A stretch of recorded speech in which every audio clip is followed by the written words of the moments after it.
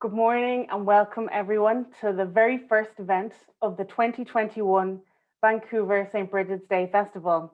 My name is Jennifer Burke and I'm the Vice Consul General at the Consulate General of Ireland here in Vancouver. As is our practice in British Columbia, we begin by acknowledging the traditional territories where we live and work. I would like to acknowledge that I am situated on the traditional, ancestral and unceded territory of the Musqueam, Squamish and Tsleil-Waututh peoples. I would also like to acknowledge that you are joining us today from many places near and far, and I want to acknowledge the traditional owners and caretakers of those lands also. I'm now going to hand you over to the St. Bridget's Day Vancouver Festival Director, Maura de Freitas, to say a few words. Thank you, Jenny. Good morning. I'd like to tell you a little bit about the St. Bridget's Day Festival Vancouver. Traditionally, St. Bridget's Day has been celebrated in Ireland as the beginning of spring and a time of renewal. Since 2018, Irish diplomatic missions have organized a series of events on this day to celebrate the creativity of Irish women.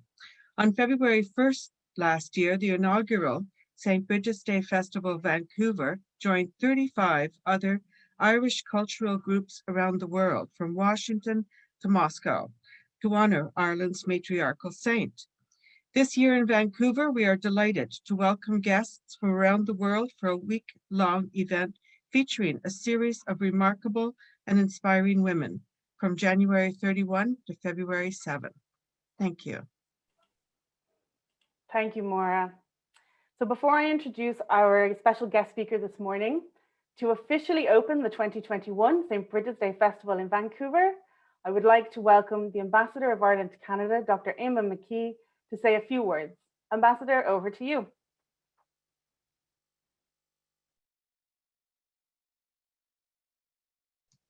Thank you very much, Jennifer. Delighted and honored to be here and to be a part of this great festival. I'd like to pay a tribute to Maura for putting this together, being the driving force behind it, but also to all the volunteers who've made this possible, the backroom staff, and of course the supporting sponsors as well. You know, I think St. Bridget's Day has touched a nerve and has met a need for women to be recognized and to get together, to meet up. And it puts some balance, I think, into the recognition of Irish heritage. St. Patrick's Day has been a very male-orientated festival and celebration. You can see that in our history. It's about identity, about parading, about the Christian tradition, about missionary work and so on. And very often involved male societies, which were exclusively male and so on. And I think it's absolutely right and appropriate that we now have more balance thanks to St. Bridget's Day coming at this time of the year. And you can see that in the way that it has touched a nerve and how popular these events are beginning to become.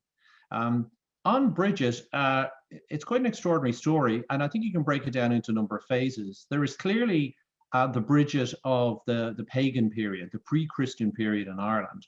She's a goddess of spring, fertility, blacksmithing, poetry, and she's clearly a very powerful figure in pre-Christian Gaelic society. Partly this is because women had more status, I think, in Gaelic society. They were certainly more free agents because marriage and property were not particularly connected. Property was a communal inheritance, and we have divorce and we have marriage and remarriage, and we know from the sagas that women played key roles as well.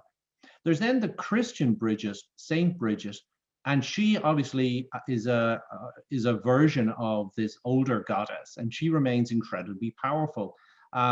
We know this for several reasons. There are at least 34 townlands and parishes in Ireland called Kilbride, the Church of Bridget.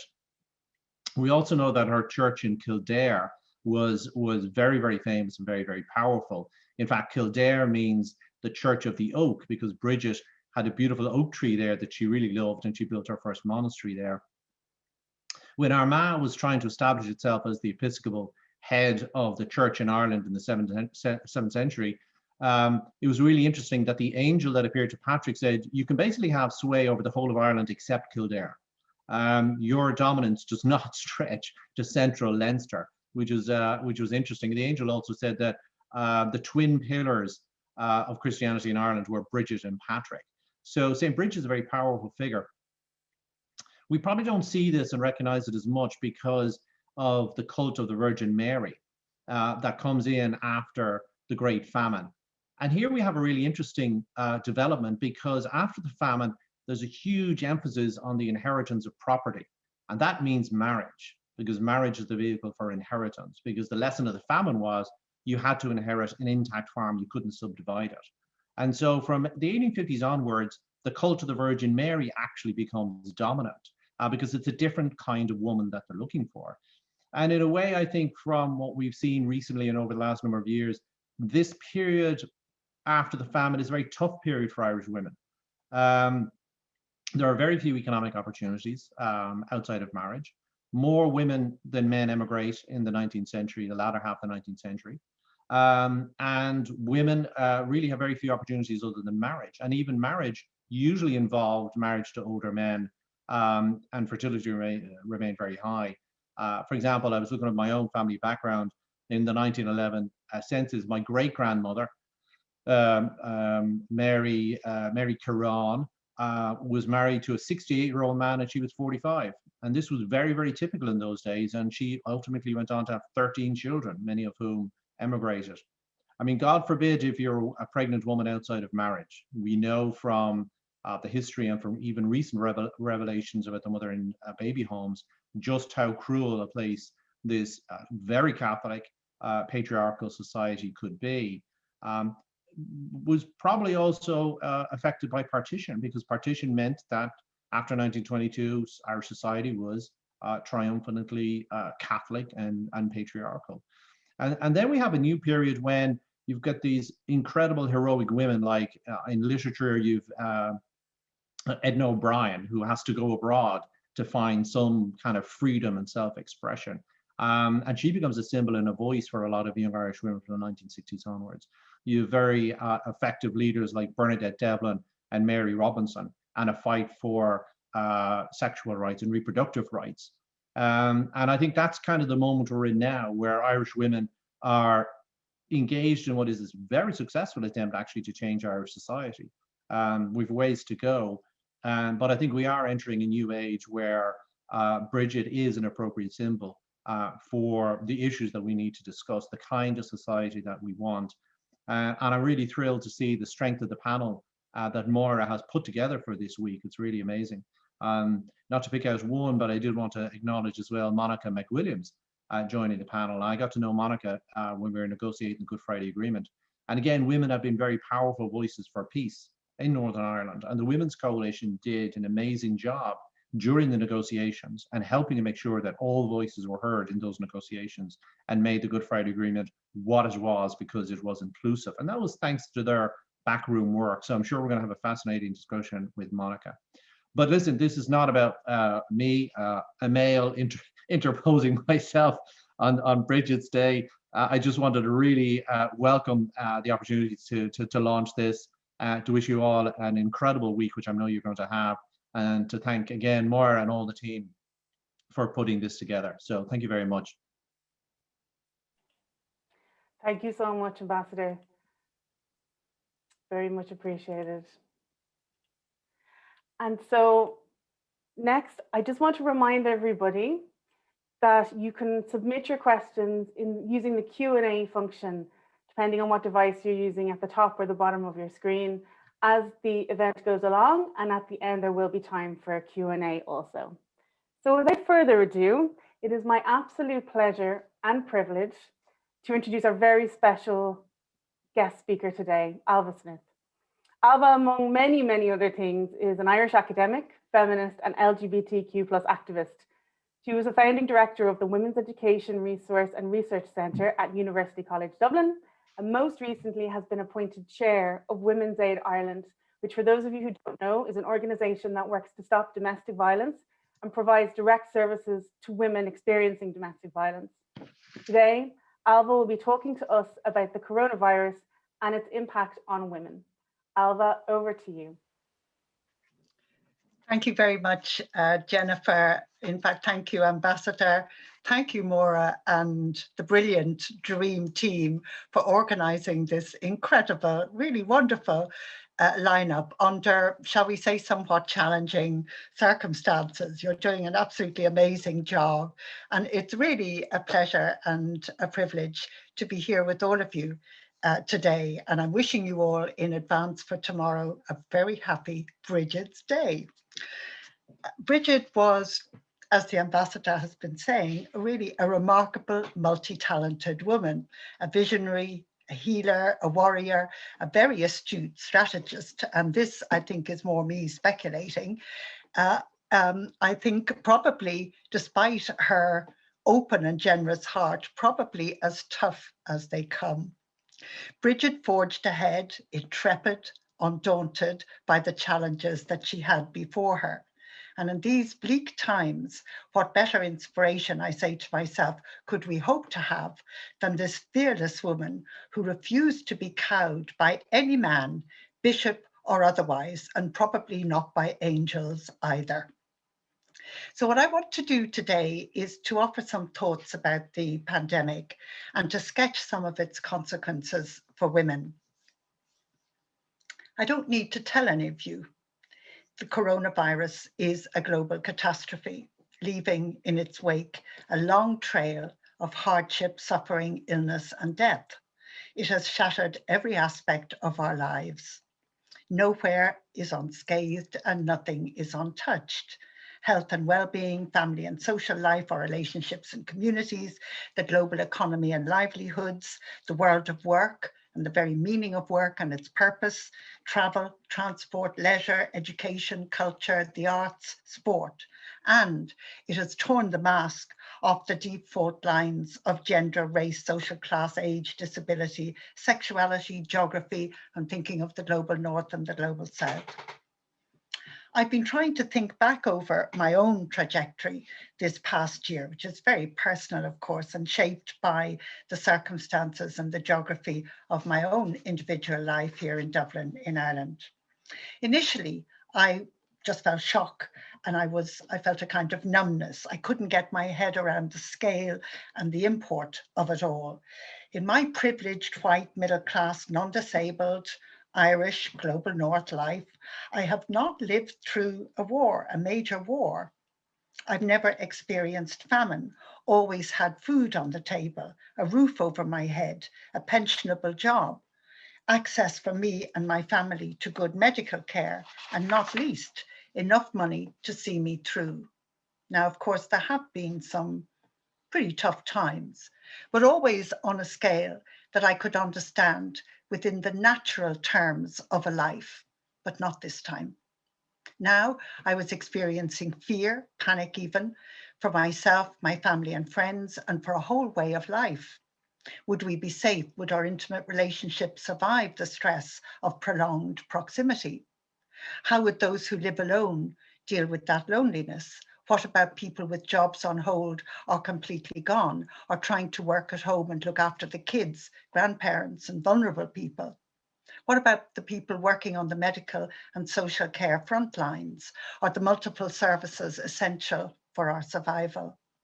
Would our government be able to manage this unprecedented event? Would they look after those most in need? Would they even see them? Would we or the world ever be the same again? Would I stay sane? And how would I know if I had not? It became clear very quickly that women were doing the lion's share of the worrying, carrying the burden of anxiety. Gradually, a kind of adjustment occurred, more or less, to living and working and loving and caring and passing the time very differently. But normal life was only a memory. Almost all our freedoms were gone, of movement, of touch, of communal life. We were living strange, bounded lives for many. And for many, as in my own case, as a 74-year-old with a medical condition, in solitary confinement, where laughter and joy have been very fleeting.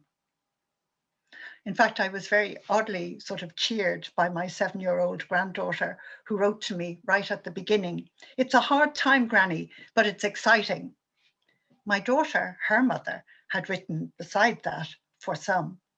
Now, a year older, my granddaughter tells me, and it does make me weep, She tells me she's missing everything, Granny. We were also beginning to see through the downright lie of that stupid, hollow mantra, we're all in this together. We were not, and we are not. Everyone is affected, but in ways with vastly different consequences. Coronavirus attacks all who cross its path, regardless of status or location, but with an unerring instinct for those who are marginalized, disadvantaged, poorest, and most vulnerable. The people who have few or none of the protections available to others, like me, higher up the socioeconomic and racialized hierarchies. And I'll come back to that. Throughout, we've been living through deprivation, loss, and mourning, as people close to us became ill and sadly, in too many cases, died. Along with our personal grief, not being able to attend a funeral, not being able to bury our dead with respect and love, there was grief at the suffering and death of so many throughout the world and still counting. Anger too. We hear constantly about excess deaths, especially those of older people, the deaths that would not have occurred if our public health systems had been prepared and equipped to respond effectively. Because we're full of hubris, we are astonished. And because we're also merely mortal, we're also terrified at finding ourselves so powerless. Coronavirus is the killing field we cannot yet conquer. This is a very humbling experience. We are not, after all, masters of the universe. Of course, women never were, which I believe can be a great strength to us at this critical time. I'm acutely aware that the figures and numbers vary widely from country to country, continent to continent. Canada doing relatively well, I believe. In Ireland, we have had more cases during the month of January than in the whole of 2020. People are dying, government policy is flailing, and on this dark January evening, it's evening with me, morning with you, it feels as if there is no end to the distress. Of course, the vaccines are a vital ray of light and hope, stopping us from tipping altogether over into the slough of despond. But will they come soon enough to stop this terrible dying? Over 65s account for 90% of all COVID-19 deaths in Ireland. Will there be enough vaccine for everybody in Ireland and globally? Will the rich world play the game of vaccine nationalism and save its own skin first, leaving billions of others to take their chances? Will we heed the WHO warning, no one is safe until we're all safe, or persist in our unedifying pursuit of competitive self-interest, allowing it to trump humanity, generosity, and plain common sense? The ending is far from nigh, and the future is still on hold. There will be no neat forever ending. After this time of crisis and turmoil, the transition from pandemic existence to a still uncertain post-pandemic world will be harsh, estimated at least 2 years, and strewn with the accumulated trauma of loss. We're now beginning to recognize long COVID health, but there will be long COVID economics and long COVID politics. Threats to democracy, it is true, have lessened in some places, thank the goddess, but they're piling up elsewhere, and the far right continues its toxic march. Not to mention the long-term generational impacts of COVID, a whole global cohort of children and young people who will bear the scars maybe throughout their lives. The impacts will reverberate for decades, even for generations, as they will not be equitably distributed and experienced. Women will again do the lion's share of the task of healing, picking up the pieces, repairing damaged hearts, souls, and lives. But as we feel the tectonic plates of coronavirus beginning very slowly to shift, that is the very moment when we have to seize the initiative and act, because a crisis, particularly one of this sweeping magnitude, carries within it the possibility of radical change, of a resetting of agendas, a redistribution of power and resources, a real restructuring of the world. And we must not allow ourselves as women, as feminists, to be pushed aside at this critical juncture. We must be part of the reckoning of pandemic damage and the work of repair. We must seize this defining moment in world history to build for a more just, equitable and sustainable future for all. And we must seize it with and for all women in true solidarity. I want to think now just a little bit with you about the difference that gender makes for women. With very rare exceptions, women have been significantly absent from pandemic decision-making. Now, gender is a crucial social variable for women everywhere, much less so, if at all, for men. This is not to say that men do not suffer oppression and inequality. They do, but not primarily because of their gender. Women are more gendered, or you could even say that women are never not gendered. The cost of gender is invariably higher for women, and this is as true for a pandemic as for any other aspect of our lives. Of course, I, we, you, whatever, are never only a woman. Gender is intimately woven into every aspect of our lives and shaped by other social and identity markers like race and ethnicity, social class, sexuality, disability, age, civil status, and so on and so forth. Gender, therefore, must be central in the socio-political equation, but never as a standalone factor, because it's always contextual. Talking about women without considering specific contexts and circumstances is actually pretty meaningless. I strongly believe that feminism is going strictly nowhere until it is fully, consciously, willingly intersectional. If feminism does not stand up and shout out in solidarity with all women, it isn't worth its salt. Forget the pandemic is a great leveler refrain. The people at highest risk from this virus are those who have least power, status, or resources, and women's gender is way up there as a factor. It's a reality that COVID-19 has affected women and girls differently to men and boys because of our gender. It is also a reality that social divides, hierarchies, and inequalities between women and girls magnify the damage they suffer because of COVID-19. I want to turn now to Ireland to look briefly at a couple of areas where we see how coronavirus impacts directly on women. I'll just take a little sip of water here. It is strange to be in one's own sort of little office while speaking to all of you there, excuse me. And I'm going to start off with work. I'm just going to look at a couple of areas, work and care, basically.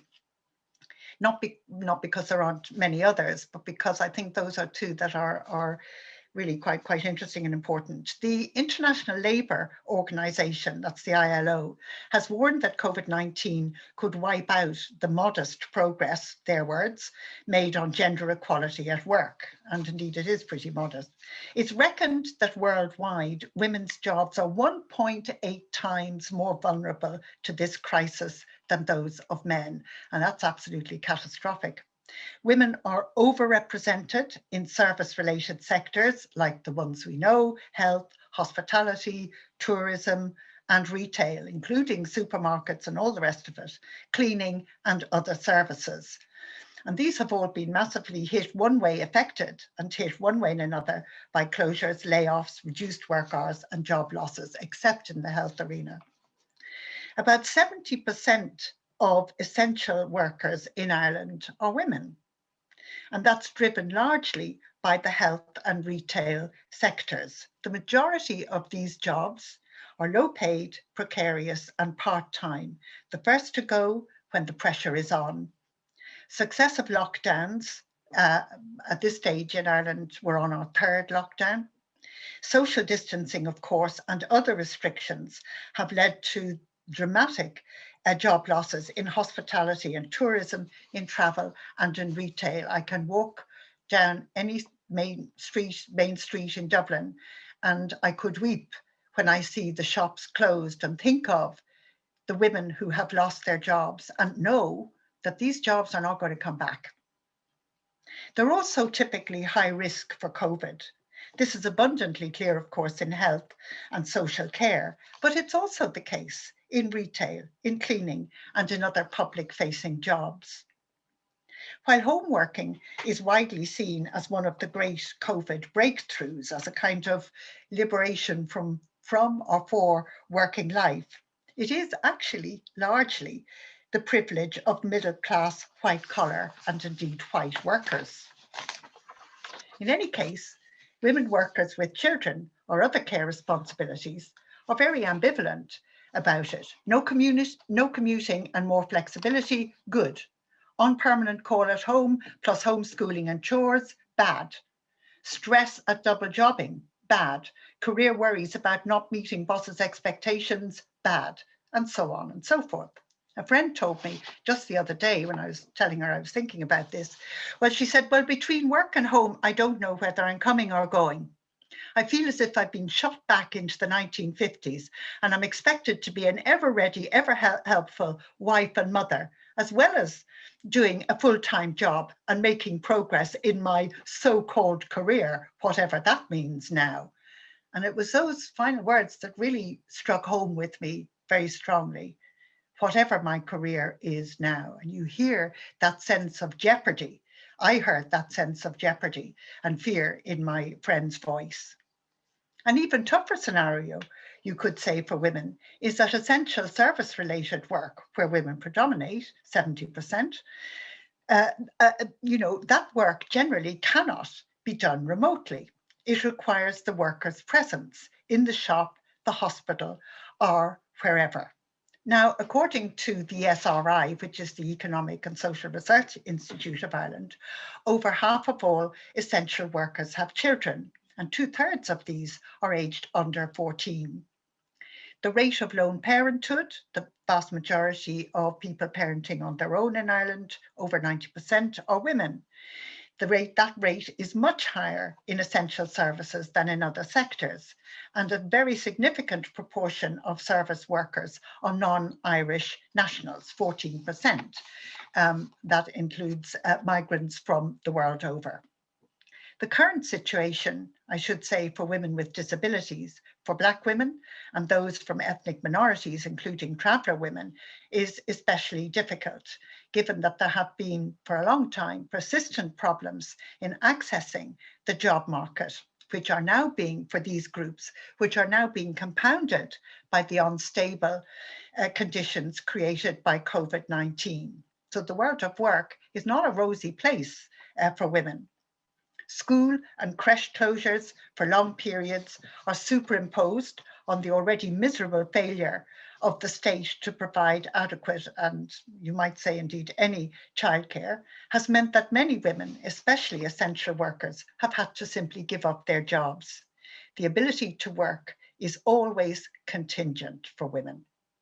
And I just quote to you a couple of things from a brilliant report which the National Women's Council of Ireland did on care during COVID and the caring work.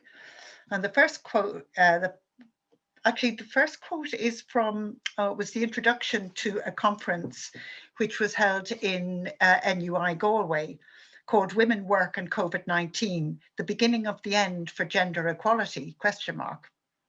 And they said in that, at a time when much of the focus is on getting the economy running again, there's a danger that women will yet again be left behind, and that the compound disadvantage faced by some women will be overlooked entirely. And then, I'm quoting now from the care report from the NWCI, a lovely terse comment from a woman that said, this crisis has shown how desperately we need more working class women in politics. That is, people who understand what the risks and dangers are for women. And she could have added to that other groups who are not represented in politics, Black women, women with disabilities, only one traveller woman in the Seanad, and so on and so forth. So, sort of kind of segueing into care, because quite clearly what emerges when we look at work is how closely allied it is. Women have to think about care when they're actually thinking and doing their work. And care is work for women in ways that it is not quite emotionally or mentally and often materially for men. Unrecognized, unending, undervalued, low paid, unpaid. That's a pretty accurate description of care work the world over. We pay lip service to the central role of care in our lives, but not much hard cash. We depend upon the diverse people who do the work of caring and take them for granted. Care work is labor intensive, complex, and requires stamina, commitment, and multiple skills, as well as emotional intelligence and human empathy. Not coincidentally, because it is considered as coming naturally to women, training is typically poor or non-existent, and regulation, if any, is haphazard. Remuneration is typically low. But we couldn't survive without care, and mostly it is done by women. In her wonderful book, Labours of Love, The Crisis of Care, Madeline Bunting says, care is the feminist issue. It profoundly shapes women's lives at home and at work. The gendered pattern of care, of course, holds true globally. And while the experience differs according to contexts, it remains all but impossible for women to entirely escape from it. Yet during the pandemic, it is care, however little we have valued it, it is care that has kept us going when the world threatened to fall apart. The economy and markets and much else could be put on hold, more or less indefinitely, but care could not and cannot. Until the vaccines, the most effective weapon we had against the implacable virus has been care. When there were no antibiotics, poorly equipped hospitals, scarce PPE, weak or non-existent public health systems in many countries, including Ireland, I have to say, typically due to prolonged neglect and lack of investment. When there was no immediate medical defense, care workers, that is, people who take care of us, put their own lives on the line and stepped into the breach. By June of last year, Ireland had the highest rate of coronavirus infection for health workers, mainly women. Globally, 70% of frontline healthcare workers are women. In Ireland, it's 80%. And further, in terms of care work, 60% at least are unpaid family carers. I say at least because many people don't declare themselves in any shape or form as family carers, but they are. 75% of our teachers are women. The vast majority, 90+% of childcare workers are women. And these rates have changed very little over recent decades, confirming the persistence of gender stereotyping. And then we move on to think about unpaid care work. There was a report from IREC, which is the Irish Human Rights Council, in 2019, which found that the value of so-called informal adult care, it's unpaid adult care in Ireland, is between 2.1 and 5.5 billion. It's a bit imprecise. And many others have estimated it at 10 billion per year. That is, women for nothing save the state billions and billions of euro every year. Unpaid care work, as I've said, so hard to quantify, has ballooned during the crisis, with estimates that women are doing twice as much as men and buckling under the weight. The burden is heaviest, of course, for lone parents, for those women who are trying to raise their families in dreadful conditions in direct provision, for traveller women on traveller sites where the virus can rage, migrant women in other situations, families with vulnerable or disabled adults or children, families dependent on welfare because of jobs being on hold, or worse, of course, because of job losses. As one woman said in the NWCI report, "I have no supports like I used to, friends or family, no creche, no school, no work. I just cook and clean from morning to night with no end in sight. Or a traveller woman who said, I'm a traveller woman and caring for my elderly parents and relatives. It's placed a lot of stress on me. My reserves are beyond depleted. COVID brought into sharp focus the persistence of the unequal division of labour between women and men and the damaging consequences of the state's failure to invest in care infrastructure and services. The fiasco of failure to provide childcare for frontline health workers, for example, and the tragedy of the highest infection and death rates for older people in Western Europe. This has to change. We need a new feminist politics of care, which, as Bunting says, recognises our interdependence as family, friends, communities, towns, cities and nations, and as human beings.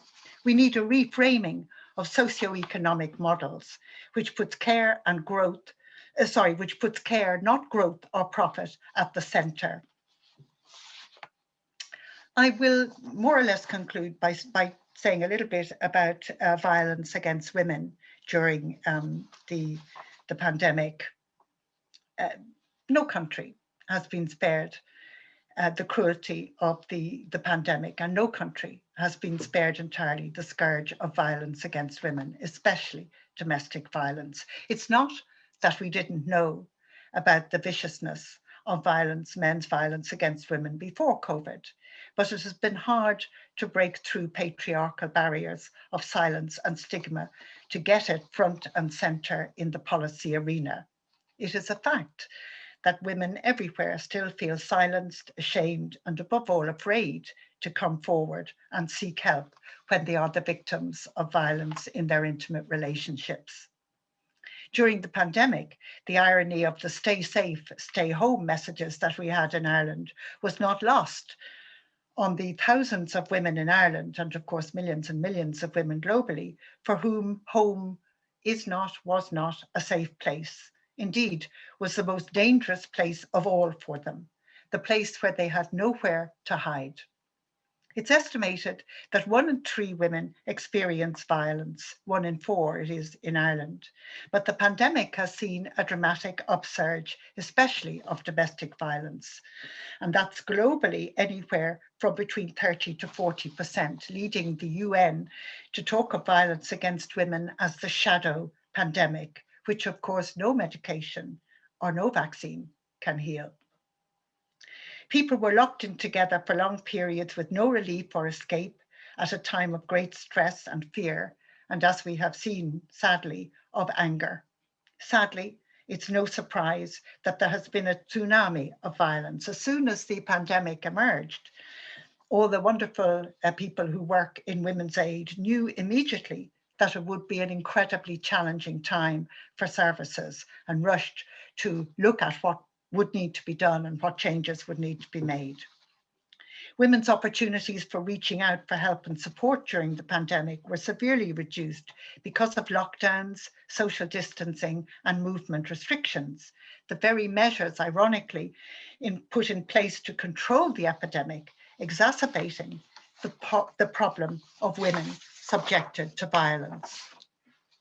In Ireland, we have reports of women phoning or texting from their cars or from supermarkets, the only time they could briefly escape from the 24-hour surveillance of their partner.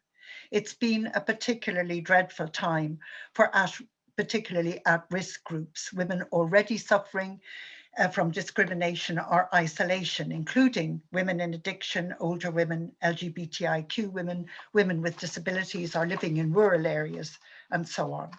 The increase in calls for support was massive. In women's aid, calls to the 24/7 helpline rose by 41%, with a 71% increase in website searches.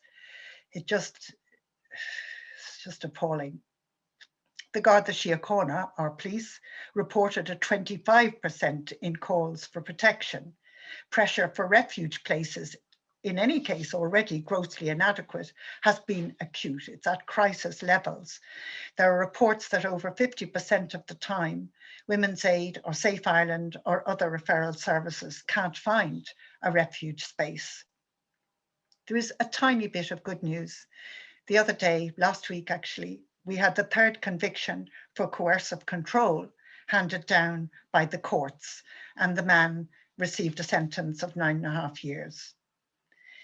Another piece of good news was that the police have decided to maintain the very effective quick response program they put in place during the first lockdown. But overall, it's very clear. The scourge of violence against women has to be stopped. It is a pandemic as virulent as COVID, and there is no vaccine for it. It is an always-on emergency, and it is estimated to cost the world globally $1.5 trillion a year. Finally, I do want to say a word about reproductive rights, specifically about abortion, but it will be brief. The need to ensure that abortion would be maintained as an essential service for women in Ireland during the pandemic emerged early. And in fact, tele or phone consultation replaced our notorious 3-day waiting period very quickly, which was, which was really maybe a little bit unexpected, but it is a very good thing because ultimately it may serve to get rid of the 3-day waiting period and the need for two visits to a GP altogether. But we shouldn't have even had to be asking ourselves as women the question as to whether or not abortion services would be continuing. It shows the ambivalence that remains, not just in Ireland, everywhere really, about abortion, and that also has to stop. I would also have to say that in Ireland, where after the first 9 weeks, local movement restrictions can be very severe and prevent women from travelling to get the kind of care and help that they need. We have had variously restrictions of 5 kilometres in your local area, or in the first lockdown, 2 kilometres. And in some areas, it is still really difficult for women to get to see a doctor or a clinic where they know that they will be welcomed and treated with respect and dignity and given access to the care which is theirs, ours, by right, by law. It has also been very difficult, obviously, after the 12-week period when many women still do travel to the UK, as the conditions under which you can have abortion after 12 weeks in Ireland are very, very, very minimal. They offer serious risk to health, or in the case of a fatal fetal anomaly. And of course, many women actually are concerned that they won't get the permission to travel. So they travel as soon as they possibly can, perhaps at the 13th or the 14th week. Only travel to the UK is not that easy at the moment, and may indeed be completely stopped, who knows, over the coming period. So it is a situation that we have had to be very vigilant about throughout. And again, it is a situation where women are punished additionally during this pandemic, quite simply because of our gender. The UNFPA has warned of a catastrophic impact on women across the globe, especially the poorest and most disadvantaged women, accessing contraception, abortion, and maternal health. So I think we have to say that universal free reproductive health care, including abortion and maternal health care, is one of the most basic care policies that women need globally. I would love to have time to talk about the impacts on our mental health as women, and even suffering from loneliness. As I think I indicated to you at the beginning, it's really hard for me to judge if I'm still sane, because I have spoken to one real physical person this week, somebody who dropped the shopping at the door and kindly stayed in freezing cold, wet conditions to have a 10-minute conversation with me. I at sort of 2 meters removed down the hall, and she at the door. And yet I'm very privileged. I'm Zooming all the time. I have some family here in Ireland, my daughter and grandchildren in London. I'm not in a rural area, but I dread to think of the awful damage and all of the work that we're seeing coming in actually shows that doing the work of repair on mental health is going to be enormous. And again there, guess who? Women will be doing the lion's share. Just to conclude thoughts very briefly about building a feminist future. There's much talk about recovery, but you know, it doesn't quite feel right to me because you can't recover what you've never had. And millions and millions and millions of women have never had freedom, equality, and decent lives. And there is no equality until we're all equal. Achieving equality for everybody means building a different world, which puts equality, justice, care, and human well-being at its heart and centre. A world where creating and sustaining life and our planet matters equally for each and every human being, where lives are the central value, not the markets, not profit, not growth. Over the past year, we've seen how the world can be turned on its head. We even had, effectively still have, a one-tier health system in Ireland, which we never thought would happen. But lo and behold, here it is, and long may it stay with us. And of course, we have seen the upsurge in in progressive and left-wing social movements. I'm thinking particularly about the Black Lives Matter, obviously in your part of the world, and also in Europe and in Ireland, where I'm so pleased to see fantastic young women taking the lead as spokespersons. What I would say is that this is no time for prudent or piecemeal change, for moderation. In a world where socioeconomic systems have buckled, we have also seen how fast correctives can be put in place. At a time when so many lives have been broken, we can't afford to go for broke. It's okay. Much is broken, so we can afford to move beyond moderation and politeness and speaking nicely and really go for that really better world. It's a time for imaginative, creative, ambitious vision, thinking, and action, generous, open, intersectional, trans movement. Solidarity is absolutely crucial. And that means that we fight not only or even primarily for ourselves, but alongside and for those who are most in need. It's about fighting for structural change, a reordering of the world. And that doesn't just include fighting to save our own lives. It means the climate and environmental issues for the whole planet. And I do actually think that that needs to be our priority for the coming decade, because if we fail to save our planet in the environmental sense, the loss, the devastation, and the misery will be monstrous. I keep thinking of that now 8-year-old granddaughter and my 5-year-old grandson, and thinking, we're doing it for them, I'm doing it for them, and all of the other small children across the world. So I'm not even sure if it's about building a feminist future, because for me, it's about fighting and building for an equal future for everyone. But I do firmly believe that feminists can and need to be in the vanguard of the movement to build a new future. We know about fighting and we know about repair. We know how to do these things. And that's why I'm thinking about a revolution. As women, as feminists, we must raise our voices, stamp our feet, hold our ground, and keep fighting to change the world. We must be hopeful, strategic, organized, and we must not let this moment go. Thank you all very much. Thank you so much, Ailbhe. That's incredible. Inspiring, grim, despairing are some words that come to my mind, but also I think it's really important to acknowledge and to openly say that we have to name the problems, we have to talk about the problems and the issues before we can really turn towards facing them and trying to find solutions to them. So thank you so much. It's so articulate and so encompassing. I know there's a huge amount to talk about, and as you say, there was other things that you wanted to deal with and talk about, but obviously we're on a time limit. But just in terms of mental health, there is a mental health panel as part of the St. Bridget's Festival. So anybody watching who's interested in that should tune in during the week. I know there are questions there, but I'm going to be a bit selfish and ask the first one. Can I ask you, I know you're saying that, okay, do we want to go back to normal? And the answer to that really is no, because normality doesn't include equality for everybody. However, in terms of things like in-person organizing, you might have some ideas about, like, I guess COVID has been terrible for solidarity and organizing in terms of people meeting up politically and socially to try and affect change.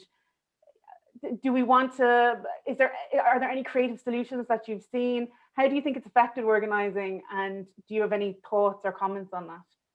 Well, first of all, I think we're always very ingenious about how we organise. I mean, I don't entirely agree with you. I think that technology has opened up ways of organising beyond social media, which is great for getting people out there on the streets, but not necessarily so good for the kind of conversations and discussions that you need to have. But I mean, just the other evening, I was doing a Zoom webinar with USI, Union of Students in Ireland, about women leading or something like that, and it was absolutely fantastic. I mean, there was great momentum and push and energy, and people talking and saying saying things like we must do this again. So I think in many ways, while I think I will always believe that getting out there on the streets is very important, and also standing physically in solidarity with one another is very important, and being able to eyeball people, all of that is so important. I think we'll be able to augment our organising with the technology that we've all become so expert at, and that young people are particularly great at, and we'll also be very creative and ingenious in integrating that into our campaigning. And of course, it's also the fact that politicians, certainly in Ireland, have been brought, some of them screaming, to also use technology. So, we're able to get at people much more easily, interestingly. What we can't do is touch them. And actually, in politics and in campaigning, at some level, you always need to be able to touch people emotionally, if not physically. And it is hard to do that on screen. It is really hard. True, absolutely. I think, though, one of the positive things that you're mentioning as well is that we've seen recently how effective actually online campaigning can be, and that politicians are actually quite heavily affected by what's said and what's done online and on social media specifically. So some of the questions we have here, one question here: do you predict that many women will be pushed out of the paid workforce post-pandemic in a similar manner to the post-World War II era? I know you touched on that earlier. Well, I can't predict anything. I don't know anybody who can, but that is the great fear, and that's one of the things that I was basically trying to indicate, and why that's there.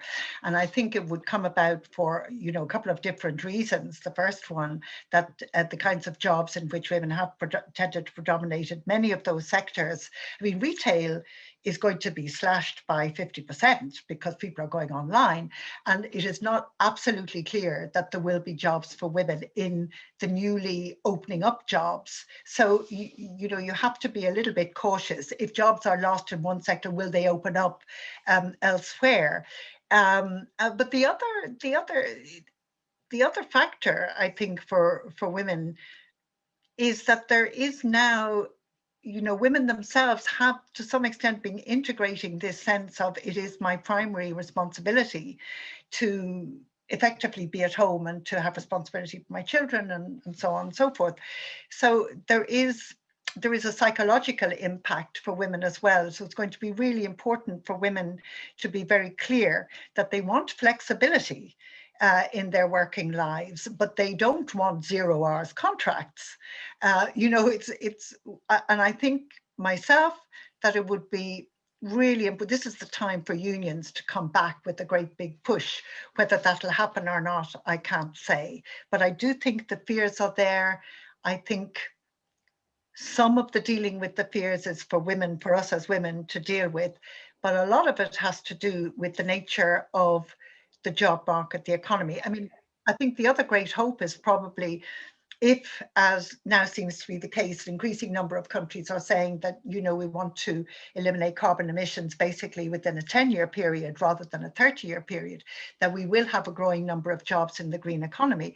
And it's going to be really important to make sure that women are getting trained in that area. But I can see a huge amount of work to be done in the policy arena on ensuring that women's jobs are not allowed to slip off the agenda.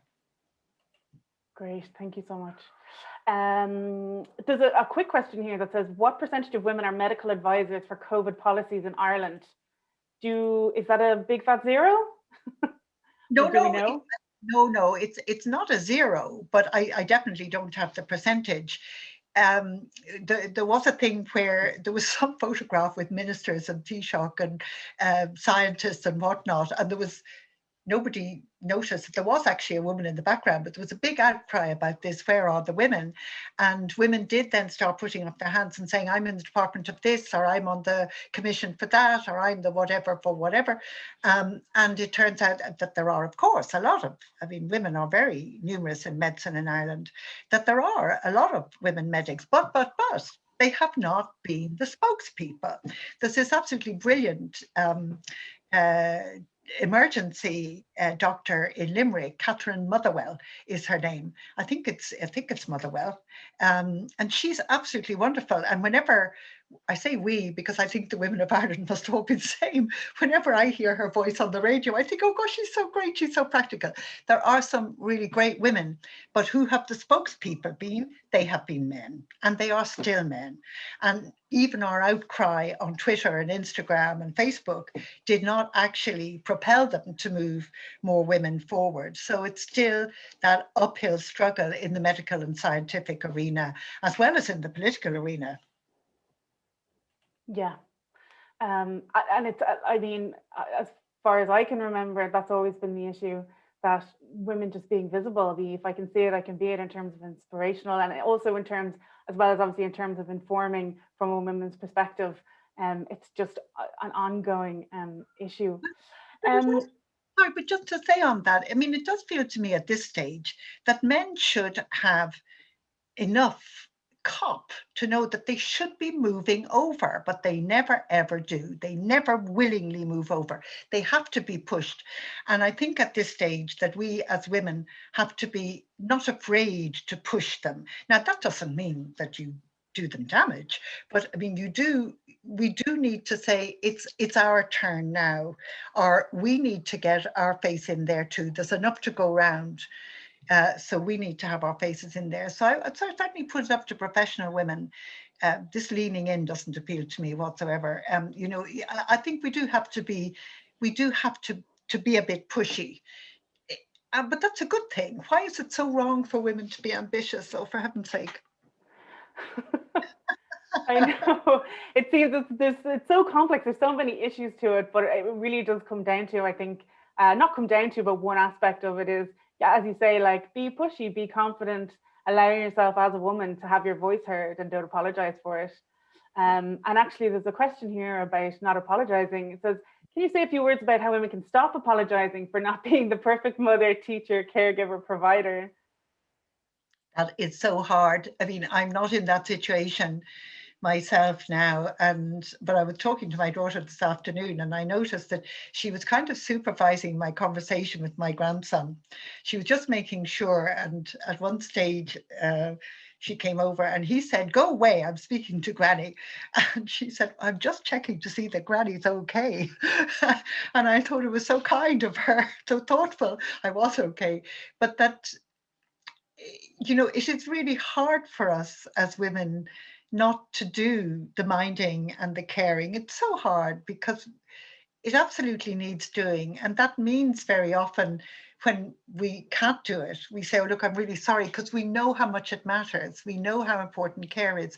So there is this huge job of education to do with boys and young men and actually older men as well, that caring, and that's really a point I was really trying to make, we have to value care. We have to see that when the chips are down, it's care that we need, not the markets. That's what we actually need.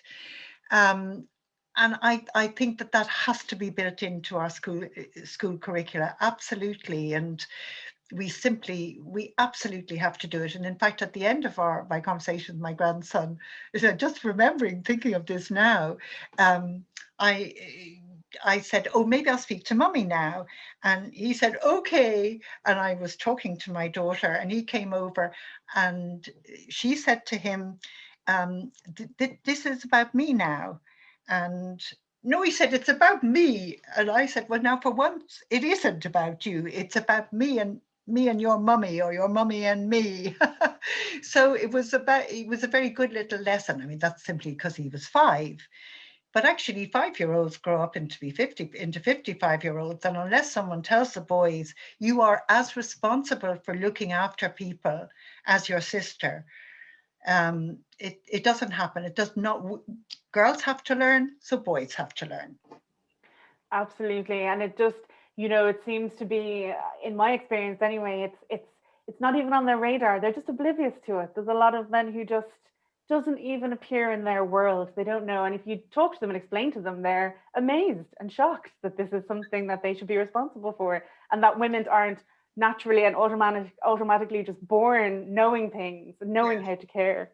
So, and I think we do, though. I mean, the question was, how should women stop apologizing, or how can women stop apologizing? Yes, women should stop apologizing, and the way to do it is not to apologize. Every time you feel a sorry for being thing, I mean, I always have this sorry for being syndrome. Sorry. And I used to say to myself, okay, sorry for being. I'm not sorry for being.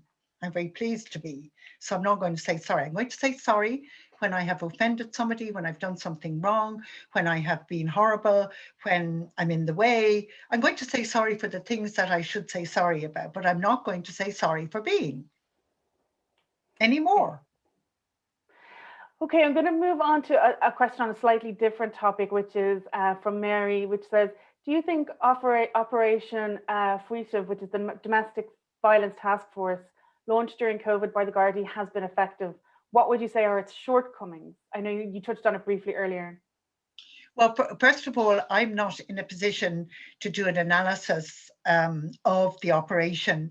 I'm chair of Women's Aid. I'm not a services operational person, but we certainly have seen that the public, it got through to the public that the Gardaí were being responsive to calls, and that 25% increase in calls that came through to the Gardaí, and that was up to, I think that was the figure up to September or something like that, is indicative that it is actually working. And it is being analysed, and I imagine that it is constantly being scrutinised to see how it's working and what needs changing. I mean, Women's Aid, we welcomed it, as did Safe Ireland welcomed it, because this is precisely what this was the big push within the Garda Síochána that we really needed to see coming, and that we have indeed been lobbying and campaigning for very many years.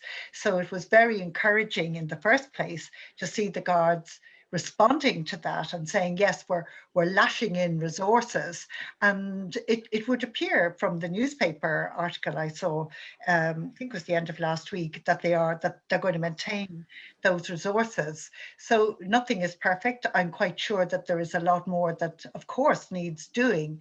But it is definitely a good outcome from a dreadful situation. Okay, I know we're running a little bit over time, and it's 5 past the hour, but if you don't mind, we'll take one more question before we wrap up.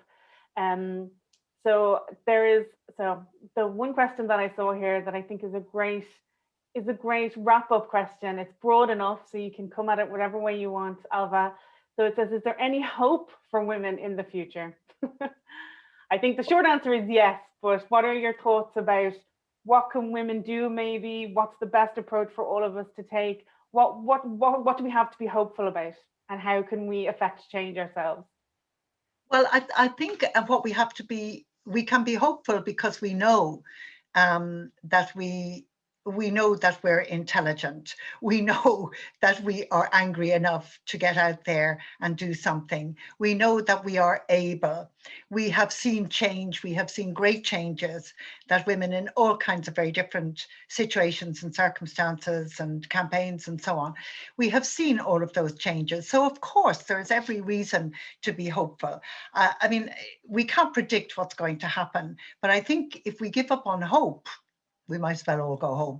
So we have to be hopeful, but I do think that we are going to have to be very determined because we have been sidelined during this pandemic, and we have to be able to sort of come back from that fighting. And that means working out wherever we are in the world, what are the issues that we need to put on our agenda, whether it's in Ireland, whether it's in Dublin, or whether it's in Limerick, or whether it's up in the north, or wherever. We have to be very clear about that, and we have to hit the ground running. There is a transition period, there's no doubt about it, coming out of COVID.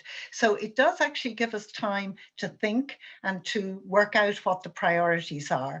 I mean, I think myself that climate and environment should really be a priority on a priority on our women's and feminist agendas, because unless we actually work to save the planet, unless we work to ensure that our environment doesn't degrade further, we are really throwing away the lives of millions and billions of people around the world. And it is again women who suffer, men and women who are living in the poorest situations who will suffer first. And I say that to us in the global north because it doesn't hit us so badly, but it is hitting out, and we do not have time to waste.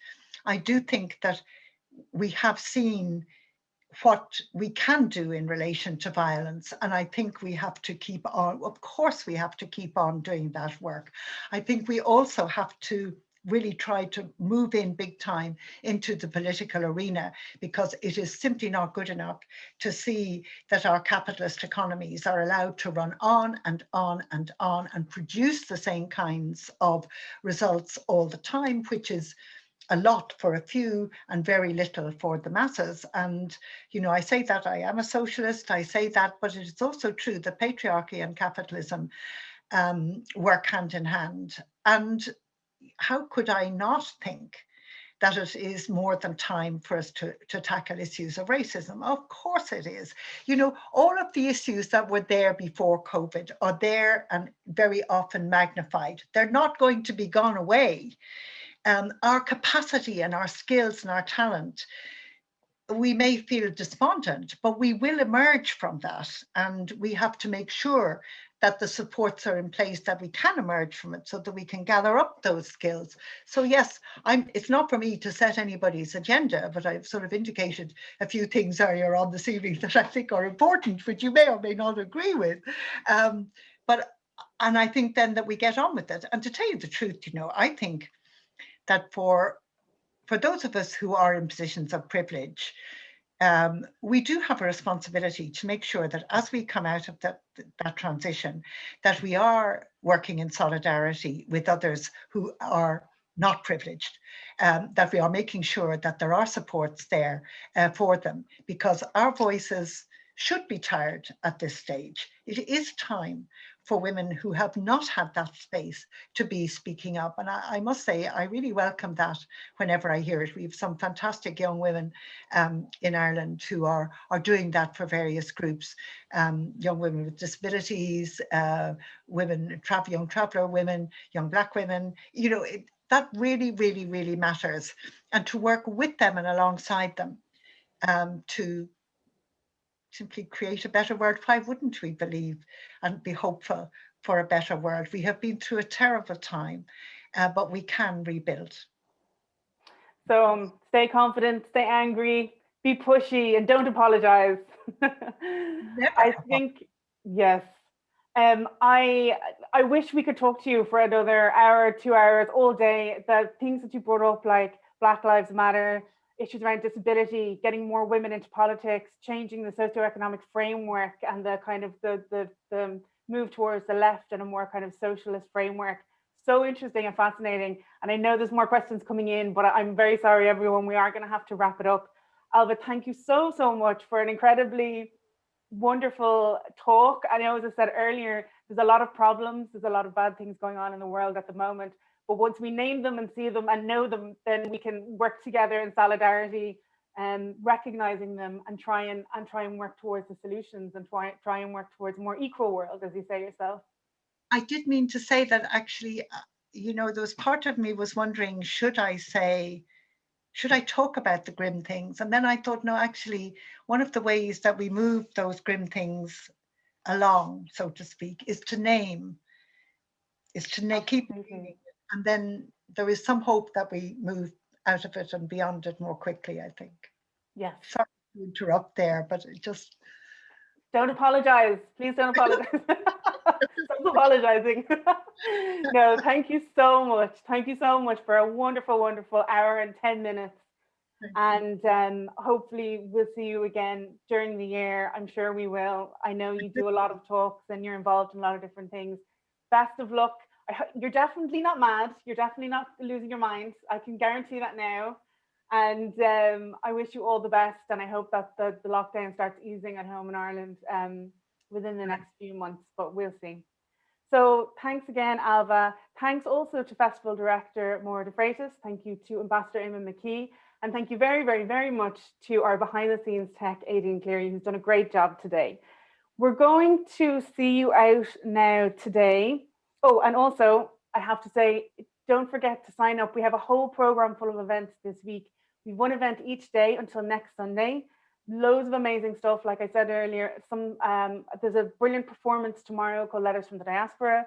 There's a panel on mental health. Monica McWilliams is speaking on Friday. We've got Emma O'Donoghue on next Saturday, Emer O'Toole, and a panel on Bridget Myths and Legends. Loads and loads of stuff. So go to bridgetfestivalvancouver.com, sign up if you haven't already. So we're going to see you out now with a poem called Old Biddy Talk by Paula Meehan. It's spoken here in this video by Ruth McCabe with music by Dowry, I think.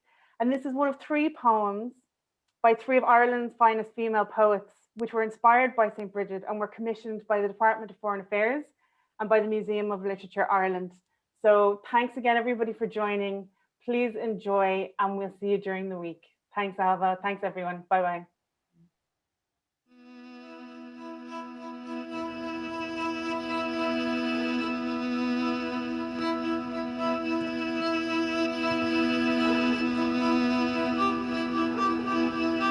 Have you no home to go to? The young mostly on one another's screens, but these 2 wrapped in each other at the boundary wall. That genetic imperative, the force that through the pandemic drives their flowering, is my spring rain, is my restorer from the deep delved wells, hauled to the healing light of this world. Pure water, tasting of gemstone and iron, quartzite and gold, starlight and planets, the sun and the comets, the moon herself, she sacred to Bridget, mirrored in my bucket. My own breath, old spirit, stirring in the cowled reflection of the earth geologic, old seas, old forests wherein once we swung. From tree to waterlogged tree become shale, become coal, underground tributaries to rivers of oil, breath lit fuel in their veins. They are fire, vestal and flame. They are immortal.